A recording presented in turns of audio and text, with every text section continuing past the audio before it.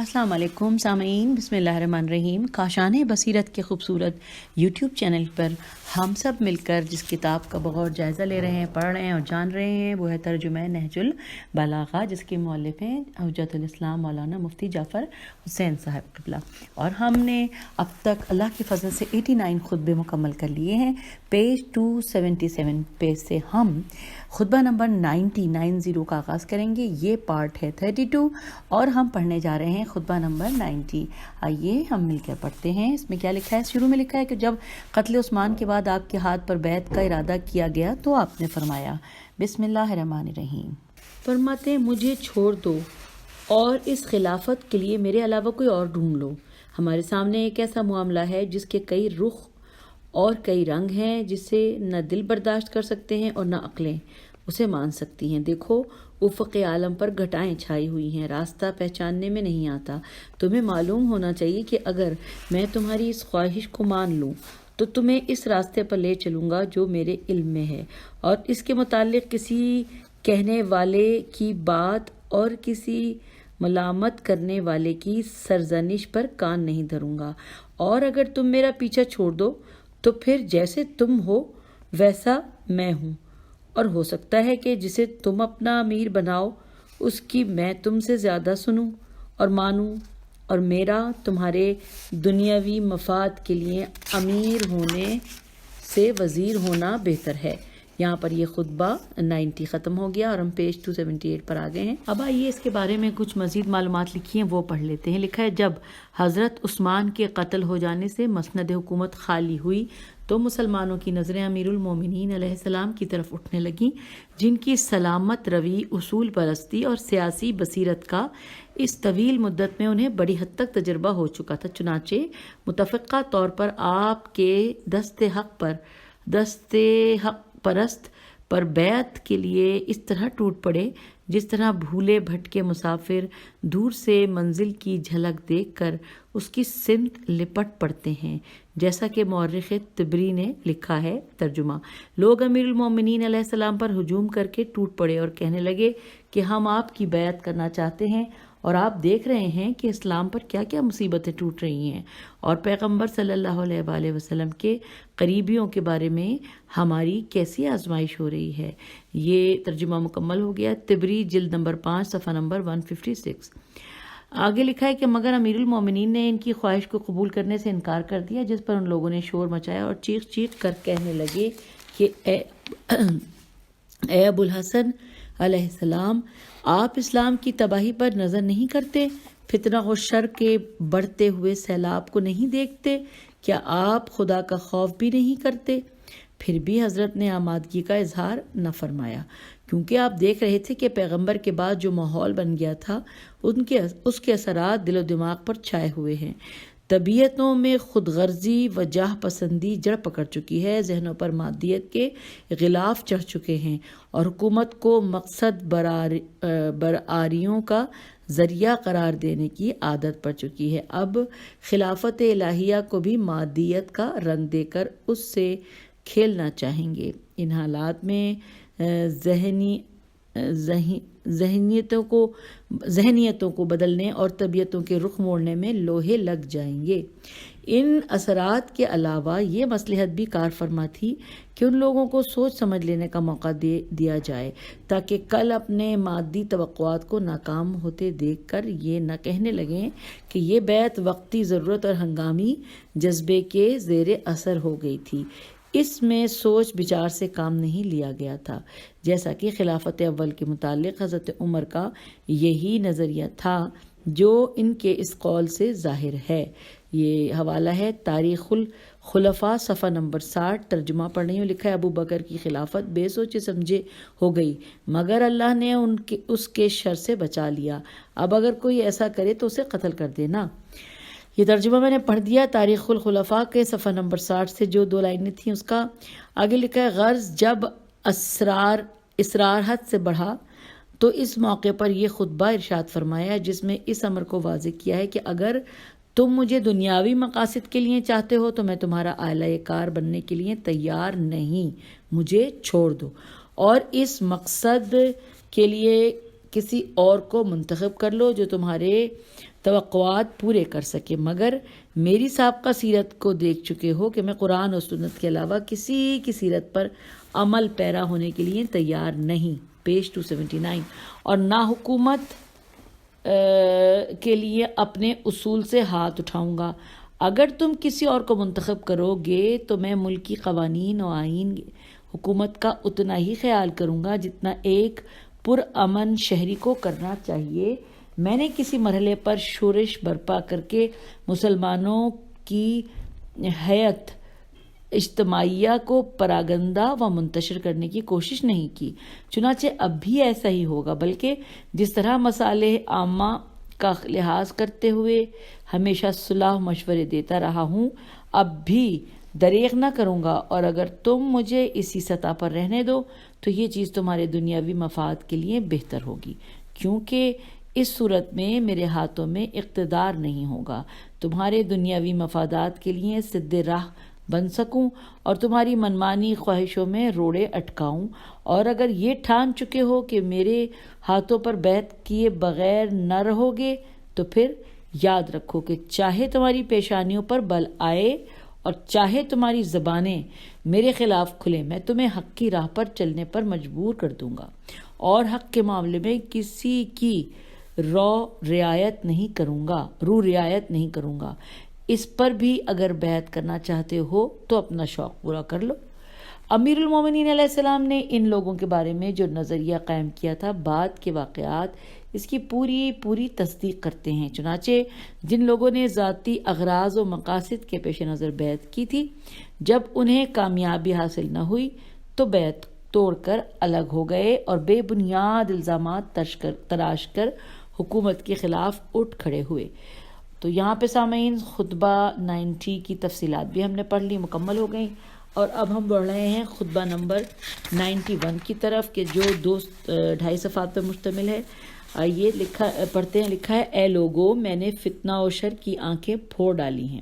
اب جہاں پہ لکھا ہے اے لوگوں، اس کے بارے میں ہمیں تفصیل میں پڑھنے کے لیے بتایا ہے، تو ساتھ ساتھ پڑھ لیتی ہوں تو ٹھیک ہے۔ اے لوگوں کے بارے میں یہاں تفصیل میں لکھا ہے کہ امیر المومنین علیہ السلام نے یہ خطبہ جنگ نہروان کے بعد ارشاد فرمایا۔ اس میں فتنے سے مراد وہ جنگیں ہیں جو بصرہ، صفین اور نہروان میں لڑی گئیں، چونکہ ان کی نوعیت پیغمبر صلی اللہ علیہ وآلہ وسلم کی جنگوں سے جدا گانا تھی، کیونکہ وہاں مد مقابل کفار ہوتے تھے اور یہاں مقابلہ ان لوگوں سے تھا جو چہروں پر اسلام کے نقاب ڈالے ہوئے تھے۔ ایسے لوگ اہل قبلہ سے جنگ کرنے کے لیے متردد تھے اور یہ کہتے تھے کہ جو لوگ اذانیں دیتے ہیں، نمازیں پڑھتے ہیں، ان سے قتال کیسا؟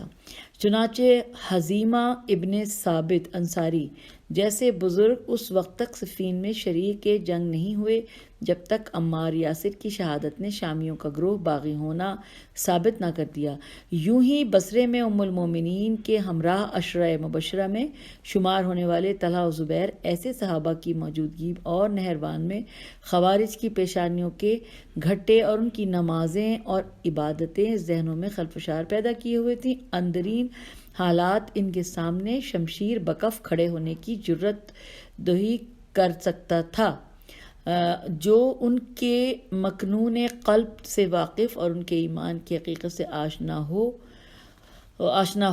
اور یہ امیر المومنین علیہ السلام ہی کی بصیرت خاص و ایمانی جرت کا کام تھا کہ ان کے مقابلے میں اٹھ کھڑے ہوئے اور پیغمبر صلی اللہ علیہ وآلہ وسلم کے اس اشارے کی تصدیق فرما دی کہ ترجمہ: اے علی، تم میرے بعد بیعت توڑنے والوں یعنی اصحاب جمل، ظلم ڈھانے والوں یعنی اہل شام، اور دین سے بے راہ ہو جانے والوں یعنی خوارج سے جنگ کرو گے۔ تو یہاں پہ ہم نے وہ پڑھ لیا کہ جو اشارہ تھا کہ ہم جا کے تفصیل پڑھیں، اور اب ہم باقاعدہ پھر خطبے کو دوبارہ سے وہیں سے شروع کرتے ہیں۔ لکھا ہے: اے لوگوں، میں نے فتنہ و شر کی آنکھیں پھوڑ ڈالی ہیں، اور جب اس کی تاریکیاں موجوں کی طرح تہو بالا ہو رہی تھیں اور دیوانے کتوں کی طرح اس کی دیوانگی زوروں پر تھی، تو میرے علاوہ کسی ایک میں جرت نہ تھی کہ وہ اس کی طرف بڑھتا۔ اب موقع ہے، جو چاہو مجھ سے پوچھ لو. اب جہاں پہ لکھا ہے جو چاہو مجھ سے پوچھ لو، اس میں پھر ہمیں جا کے حاشیے میں پڑھنا ہے. آئیے پڑھ لیتے ہیں ساتھ ساتھ.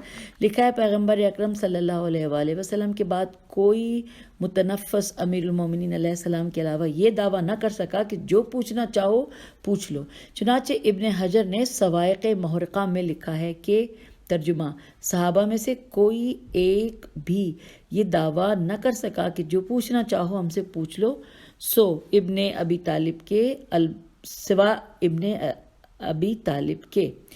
البتہ صحابہ کے علاوہ تاریخ میں چند نام ایسے نظر آتے ہیں جنہوں نے ایسا دعویٰ کرنے کی جرت کی، جیسے ابراہیم ابن حشام، مقاتل ابن سلیمان، قتادہ ابن سبت ابن جوزی اور محمد ابن ادریس شافعی وغیرہ. مگر ان میں سے ہر شخص سوال کے موقع پر رسوا اور اپنے اس دعوے کو واپس لینے پر مجبور ہوا. یہ دعویٰ وہی کر سکتا ہے جو حقائق عالم سے واقف اور مستقبل کے واقعات سے آگاہ ہو. چنانچہ امیر المومنین علیہ السلام ہی وہ ورکشائے علوم نبوت تھے جو کسی موقع پر کسی سوال کے جواب سے عاجز ہوتے ہوئے نظر نہیں آئے، یہاں تک کہ حضرت عمر کو بھی یہ کہنا پڑا تھا کہ ترجمہ کہ میں اس مشکل سے اللہ کی پناہ مانگتا ہوں جس کے حل کرنے کے لیے امیر المومنین علیہ السلام نہ ہوں. اچھا جی، آگے لکھا ہے یوں ہی مستقبل کے متعلق پیشنگوئیاں آپ نے کی، وہ حرف بحرف پوری ہو کر آپ کی وسعت علمی کی آئینہ دار ہیں. وہ بنی امیہ کی تباہ کاریوں کے متعلق ہوں یا خوارج کی شورش انگیزیوں کے متعلق، وہ تاتاریوں کی تخت و تاراج کے بارے میں ہوں یا رنگینیوں کی حملہ آوریوں کے متعلق، وہ بصرے کی غرقابی کے بارے میں ہوں یا کوفے کی تباہی کے متعلق. غرض جب یہ واقعات تاریخ حقیقت سے مسلمہ حیثیت رکھتے ہیں تو کوئی وجہ نہیں کہ آپ علیہ السلام کے اس دعوے پر تعجب کیا جائے. سامعین، یہ ہم نے وہ تفصیلات پڑھ لی. اب ہم دوبارہ پھر خطبے پہ وہیں چلیں گے جہاں سے یہاں آئے تھے، کہ جب ہم نے پڑھا تھا کہ انہوں نے کہا تھا مولا نے کہ اب موقع ہے جو چاہو مجھ سے پوچھ لو. اس کے بعد لکھا ہے خطبے میں کہ پیشتر اس کے کہ مجھے نہ پاؤ، اس ذات کی قسم جس کے قبضہ قدرت میں میری جان ہے، تم اس وقت سے لے کر تا قیامت تک کے درمیانی عرصے کی جو بات مجھ سے پوچھو گے میں بتاؤں گا، اور کسی ایسے گروہ کے متعلق دریافت کرو گے کہ جس نے سو کو ہدایت کی ہو اور سو کو گمراہ کیا ہو، تو میں اس کے للکارنے والے اور اسے آگے سے کھینچنے والے اور پیچھے سے دھکیلنے والے اور اس کی سواریوں کی منزل اور اس کے ساز و سامان سے لدے ہوئے پالانوں کے اترنے کی جگہ تک بتا دوں گا. پیج 280. اور یہ کہ کون ان میں سے قتل کیا جائے گا اور کون اپنی موت مرے گا، اور جب میں نہ رہوں گا اور ناخوشگوار چیزیں اور سخت مشکلیں پیش آئیں گی تو دیکھ لینا کہ بہت سے پوچھنے والے پریشانی سے سر نیچے ڈال دیں گے اور بتانے والے عاجز و درماندہ ہو جائیں گے. یہ اس وقت ہوگا کہ جب تم پر لڑائیاں زور سے ٹوٹ پڑیں گی اور اس کی سختیاں نمایاں ہو جائیں گی، اور دنیا اس طرح تم پر تنگ ہو جائے گی کہ مصیبتوں کے دنوں کو تم یہ سمجھنے لگو گے کہ وہ بڑھتے ہی جا رہے ہیں، یہاں تک کہ خداوند عالم تمہارے باقی ماندہ لوگوں کو فتح و کامرانی دے گا. فتنوں کی یہ صورت ہوتی ہے کہ جب وہ آتے ہیں تو اس طرح اندھیرے میں ڈال دیتے ہیں کہ حق و باطل کا امتیاز نہیں ہوتا، اور پلٹتے ہیں تو ہوشیار کر کے جاتے ہیں. جب آتے ہیں تو شناخت نہیں ہوتی، پیچھے ہٹتے ہیں تو پہچانے جاتے ہیں. وہ ہواؤں کی طرح چکر لگاتے ہیں، کسی شہر کو اپنی عزت پر رکھ لیتے ہیں اور کوئی ان سے رہ جاتا ہے. میرے نزدیک سب فتنوں سے زیادہ خوفناک تمہارے لیے بنی امیہ کا فتنہ ہے، جسے نہ خود کچھ نظر آتا ہے اور نہ اس میں کوئی چیز سجھائی دیتی ہے. اس کے اثرات تو سب کو شامل ہیں، لیکن خصوصیت سے اس کی آفتیں خاص ہی افراد کے لیے ہیں. جو اس میں حق کو پیش نظر رکھے گا اس پر مصیبتیں آئیں گی، اور جو آنکھیں بند رکھے گا وہ ان سے بچا رہے گا. ذات کی قسم میرے بعد تم بنی امیہ کو اپنے لیے بدترین حکمران پاؤ گے. وہ تو اس بوڑھی اور سرکش اونٹنی کے مانند ہیں جو منہ سے کاٹتی ہو اور ادھر ادھر ہاتھ پیر مارتی ہو. پیج 281 اور دوہنے والی پر ٹانگیں چلاتی ہو اور دودھ دینے سے انکار کر دیتی ہو، وہ برابر تمہارا قلا قمع کرتے رہیں گے یہاں تک کہ صرف اسے چھوڑیں گے جو ان کے مفید مطلب ہو یا کم از کم ان کے لیے نقصان رساں نہ ہو، اور ان کی مصیبت اسی طرح گھیرے رہے گی کہ ان سے داد خواہی ایسی ہی مشکل ہو جائے گی جیسے غلام کے لیے اپنے آقا سے اور مرید کی اپنے پیر سے۔ تم پر ان کا فتنہ ایسی بھیانک صورت میں آئے گا کہ جس سے ڈرنے لگے گا، اور زمانہ جاہلیت کی مختلف حالتوں کو لیے ہوگا۔ نہ اس میں ہدایت کا مینار نصب ہوگا اور نہ راستہ دکھانے والا کوئی نشان نظر آئے گا۔ ہم اہل بیت رسول صلی اللہ علیہ وآلہ وسلم ان فتنہ انگیزیوں کے گناہ سے بچے ہوں گے اور ان کی طرف لوگوں کو بلانے میں ہمارا کوئی حصہ نہ ہوگا۔ پھر ایک دن وہ آئے گا کہ اللہ اس شخص کے ذریعے سے جو انہیں ذلت کا مزہ چکھائے اور سختی سے ہکائے اور موت کے تلخ جام پلائے اور ان کے سامنے تلوار رکھے اور خوف انہیں چمٹا دے، ان فتنوں سے اس طرح علیحدہ کر دے گا جس طرح ذبیح سے کھال الگ کی جاتی ہے۔ اس وقت قریش دنیا و مافیہ کے بدلے میں یہ چاہیں گے کہ وہ مجھے صرف اتنی دیر کہ جتنی اونٹ کے ذبح ہونے میں لگتی ہے کہیں ایک دفعہ دیکھ لیں تاکہ میں اس چیز کو قبول کر لوں کہ جس کا آج کچھ حصہ بھی طلب کرنے کے باوجود دینے کے لیے تیار نہیں ہوتے۔ تو پیج 281 کے اوپر ہم نے یہاں پر یہ جو خطبہ ہم ابھی پڑھا ہے، خطبہ نمبر 91 وہ مکمل ہو گیا، اور جبکہ پیج 281 پہ یہ مکمل ہوا ہے، جبکہ پیج 282 کے پر جو تفصیلات تھیں وہ ہم نے پہلے ہی پڑھ لی تھی۔ تو اب ہم پیج 282 پر ہی خطبہ نمبر 92 کا آغاز کرنے جا رہے ہیں، اور یہ ہم اس کا ترجمہ پڑھ رہے ہیں۔ بسم اللہ الرحمن الرحیم۔ لکھا ہے بابرکت ہے وہ خدا کہ جس کی ذات تک بلند پرواز ہمتوں کی رسائی نہیں، پیج 283، اور نہ عقل و فہم کی قوتیں اسے پا سکتی ہیں۔ وہ ایسا اول ہے کہ جس کے لیے نہ کوئی نقطہ ابتدا ہے کہ وہ محدود ہو جائے، اور نہ کوئی اس کا آخر ہے کہ وہاں پہنچ کر ختم ہو جائے۔ اس کے بعد لکھا ہے کہ اسی خطبے کے ذیل میں فرمایا کہ اس نے ان انبیاء کو بہترین سونپے جانے کی جگہوں میں رکھا اور بہترین ٹھکانوں میں ٹھہرایا۔ وہ بلند مرتبہ صلبوں سے پاکیزہ شکموں کی طرف منتقل ہوتے رہے۔ جب ان میں سے کوئی گزر جانے والا گزر گیا، دوسرا دین خدا کو لے کر کھڑا ہو گیا، یہاں تک کہ یہ الہی شرف محمد صلی اللہ علیہ وآلہ وسلم تک پہنچا، جنہیں ایسے معدنوں سے کہ جو پھلنے پھولنے کے اعتبار سے بہترین، اور ایسی اصلوں سے کہ جو نشو و نما کے لحاظ سے بہت باوقار تھی، پیدا کیا، اسی شجرے سے کہ جس سے انبیاء پیدا کیے اور جس میں سے اپنے امین منتخب فرمائے۔ ان کی عزت بہترین عزت اور قبیلہ بہترین قبیلہ اور شجرہ بہترین شجرہ ہے جو سرزمین حرم پر اگا اور بزرگی کے سائے میں بڑھا، جس کی شاخیں دراز اور پھل دسترس سے باہر ہیں۔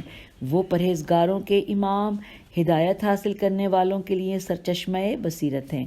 وہ ایسا چراغ ہیں جس کی روشنی لو دیتی ہے، اور ایسا روشن ستارہ جس کا نور ضیاء پاش، اور ایسا چقماق کہ جس کی ضوء شعلہ فشاں ہے۔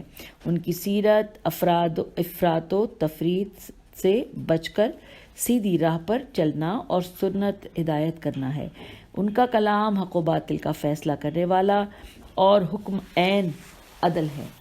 اللہ نے انہیں اس وقت بھیجا، پیج 284، اس وقت بھیجا کہ جب رسولوں کی آمد کا سلسلہ رکا ہوا تھا، بدعملی پھیلی ہوئی اور امتوں پر غفلت چھائی ہوئی تھی۔ اللہ تم پر رحم کرے، روشن نشانیوں پر جم کر عمل کرو، راستہ بالکل سیدھا ہے، وہ تمہیں سلامتیوں کے گھر یعنی جنت کی طرف بلا رہا ہے، اور ابھی تم ایسے گھر میں ہو کہ جہاں تمہیں اتنی مہلت و فراغت ہے کہ اس کی خوشنودیاں حاصل کر سکو۔ ابھی موقع ہے، چونکہ اعمال نامے کھلے ہوئے ہیں، قلم چل رہے ہیں، بدن تندرست و توانا ہے، زبان آزاد ہے، توبہ سنی جا سکتی ہے اور اعمال قبول کیے جا سکتے ہیں۔ سامعین، یہاں پہ ہم خطبہ نمبر 92 کو ہم نے مکمل کر لیا۔ آئیے اب ہم آگے چلتے ہیں خطبہ نمبر 93 کی طرف۔ یہ بہت چھوٹا سا خطبہ ہے اور اگلا خطبہ 94 بھی چھوٹا ہے، وہ بھی ہم اسی آڈیو میں مکمل کر سکیں گے۔ آئیے خطبہ 93 پڑھتے ہیں۔ بسم اللہ الرحمن الرحیم۔ پیغمبر صلی اللہ علیہ وآلہ وسلم کو اس وقت میں بھیجا کہ جب لوگ حیرت و پریشانی کے عالم میں گم کردہ راہ تھے اور فتنوں میں ہاتھ پیر مار رہے تھے۔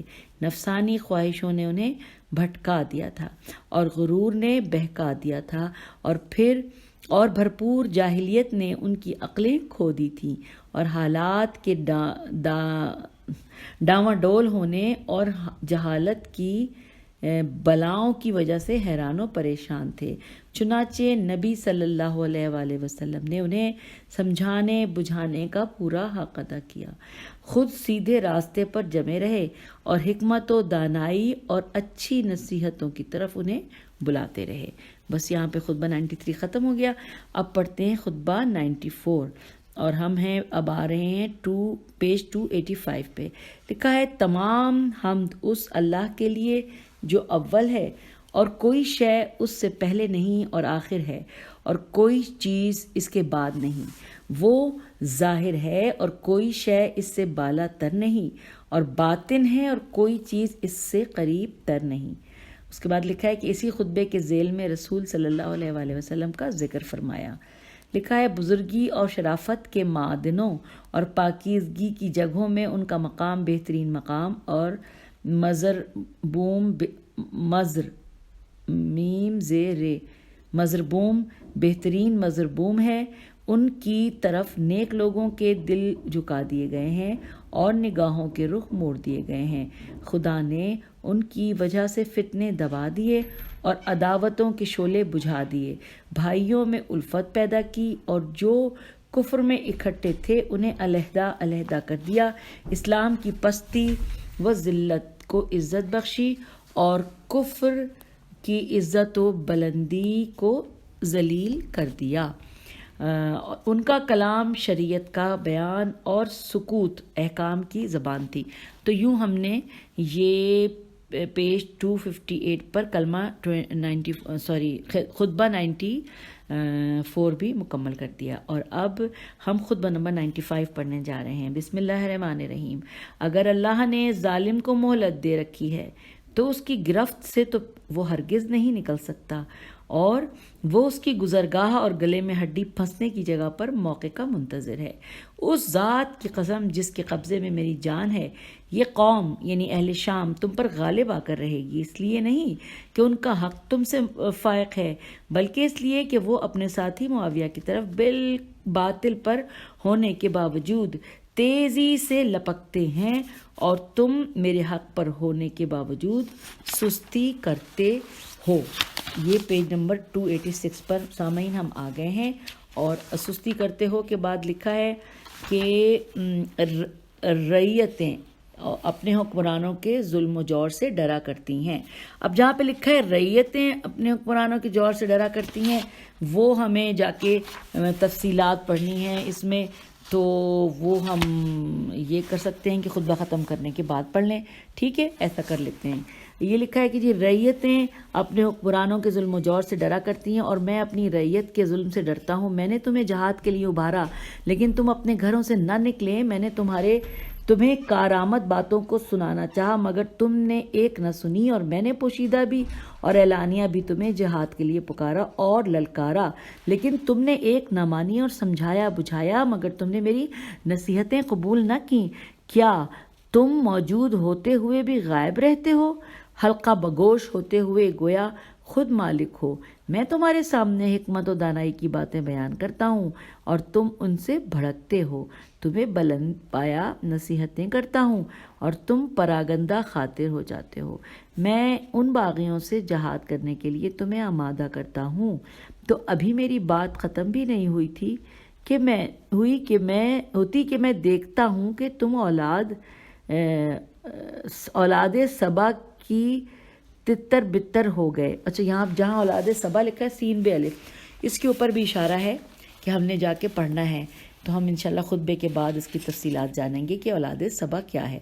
تو لکھا ہے کہ میں دیکھتا ہوں کہ تم اولاد سبا کی تتر بتر ہو گئے، اپنی نشست گاہوں کی طرف واپس چلے جاتے ہو اور ان نصیحتوں سے غافل ہو کر ایک دوسرے کے چکمے میں آ جاتے ہو۔ صبح کو میں تمہیں سیدھا کرتا ہوں اور شام کو جب آتے ہو تو ویسے کمان کی پشت کی طرح ٹیڑھے۔ سیدھا کرنے والا عاجز آ گیا اور جسے سیدھا کیا جا رہا ہے وہ لا علاج ثابت ہوا۔ اے وہ لوگوں جن کے جسم اور تو حاضر ہیں اور عقلیں غائب اور خواہشیں جدا جدا ہیں، ان پر حکومت کرنے والے ان کے ہاتھوں آزمائش پہ پڑے ہوئے ہیں۔ تمہارا حاکم اللہ کی اطاعت کرتا ہے اور تم اس کی نافرمانی کرتے ہو، اور اہل شام کا حاکم اللہ کی نافرمانی کرتا ہے مگر وہ اس کی اطاعت کرتے ہیں۔ اب پیج نمبر 287 پر ہم آ گئے، مگر وہ اس کی اطاعت کرتے ہیں۔ خدا کی قسم میں یہ چاہتا ہوں کہ معاویہ تم میں سے 10 مجھ سے لے لے اور بدلے میں اپنا ایک آدمی مجھے دے دے، جس طرح دینار کا تبادلہ درہموں سے ہوتا ہے۔ اے اہل کوفہ، میں تمہاری 3 اور ان کے علاوہ 2 باتوں پر میں مبتلا ہوں۔ پہلے تو یہ کہ تم کان رکھتے ہوئے بہرے ہو، بولنے چالنے کے باوجود گونگے ہو، اور آنکھیں ہوتے ہوئے اندھے ہو، اور پھر یہ کہ نہ تم جنگ کے موقع پر سچے جواں مرد ہو اور نہ قابل اعتماد بھائی ہو۔ اے ان اونٹوں کی چال ڈھال والوں کہ جن کے چرواہے گم ہو چکے ہیں اور انہیں ایک طرف سے گھیر کر لایا جاتا ہے تو دوسری طرف سے اگر ایک طرف سے لایا جاتا ہے تو دوسری طرف سے بکھر جاتے ہیں۔ اور اس کے بعد لکھا ہے کہ خدا کی قسم جیسا کہ میرا تمہارے متعلق خیال ہے، گویا یہ منظر میرے سامنے ہے کہ اگر جنگ شدت اختیار کر لے اور میدان کارزار گرم ہو جائے تو تم ابن ابی طالب علیہ السلام سے ایسے شرمناک طریقے پر علیحدہ ہو جیسے عورت بالکل برہنہ ہو جائے۔ میں اپنے پروردگار کی طرف سے روشن دلیل اور اپنی نبی صلی اللہ علیہ وآلہ وسلم کے طریقے اور شاہراہ حق پر ہوں، جیسے میں باطل کے راستوں میں سے ڈھونڈ کر جسے میں باطل کے راستوں میں سے ڈھونڈ کر پاتا رہتا ہوں۔ اپنے نبی صلی اللہ علیہ وآلہ وسلم کے اہل بیت کو دیکھو، ان کی سیرت پر چلو اور ان کے نقش قدم کی پیروی کرو۔ وہ تمہیں ہدایت سے باہر نہیں ہونے دیں گے اور نہ گمراہی و ہلاکت کی طرف پلٹائیں گے۔ اگر وہ کہیں ٹھہریں تو تم بھی ٹھہر جاؤ، اور اگر وہ اٹھیں تو تم بھی اٹھ کھڑے ہو۔ ان سے آگے نہ بڑھ جاؤ ورنہ گمراہ ہو جاؤ گے، اور نہ انہیں چھوڑ کر پیچھے رہ جاؤ ورنہ تباہ ہو جاؤ گے۔ میں نے محمد صلی اللہ علیہ وآلہ وسلم کے خاص اصحاب دیکھے ہیں۔ پیج 288۔ مجھے تو تم میں سے ایک بھی ایسا نظر نہیں آتا جو ان کے مثل ہو۔ وہ اس عالم میں صبح کرتے تھے کہ ان کے بال بکھرے ہوئے اور چہرے خاک سے اٹے ہوتے تھے، جبکہ رات کو وہ سجود و قیام میں کاٹ چکے ہوتے تھے۔ اس عالم میں کہ کبھی پیشانیاں سجدے میں رکھتے تھے اور کبھی رخسار، اور حشر کی یاد سے اس طرح بے چین رہتے تھے کہ جیسے انگاروں پر ٹھہرے ہوئے ہوں، اور لمبے سجدوں کی وجہ سے ان کی آنکھوں کے درمیان پیشانیوں پر بکری کے گھٹنوں ایسے گٹے پڑے ہوئے تھے۔ جب بھی ان کے سامنے اللہ کا ذکر آ جاتا تھا تو ان کی آنکھیں برس پڑتی تھیں، یہاں تک کہ ان کے گریبانوں کو بھگو دیتی تھیں۔ وہ اس طرح کانپتے رہتے تھے جس طرح تیز جھکڑ والے دن درخت تھر تھراتے ہیں، سزا کے خوف اور ثواب کی امید میں۔ تو یوں ہم نے اس خطبے کو یہاں پر مکمل کر لیا ہے۔ سامعین پیج 288 پر ہیں۔ اچھا، اب جو پیج 289 اور یہ ہے، ہم کوشش کرتے ہیں کہ پوائنٹ 1 کی جو تفصیلات تھیں وہ پڑھ لیں، اور یا یہ کرتے ہیں کہ ہم اس آڈیو کو چلیں ایسا کرتے ہیں، اس آڈیو کو یہاں پہ روک دیتے ہیں اور جو دونوں تفصیلات ہیں وہ ہم تسلی سے جو ہے پھر اگلی آڈیو میں پڑھتے ہیں، کیونکہ اگر ابھی پڑھا تو میں جلدی میں بھاگ کے پڑھوں گی، نہ آپ کو مزہ آئے گا نہ مجھے مزہ آئے گا۔ ٹھیک ہے جی، پھر ملتے ہیں اگلی آڈیو میں۔ خدا حافظ، فی امان اللہ۔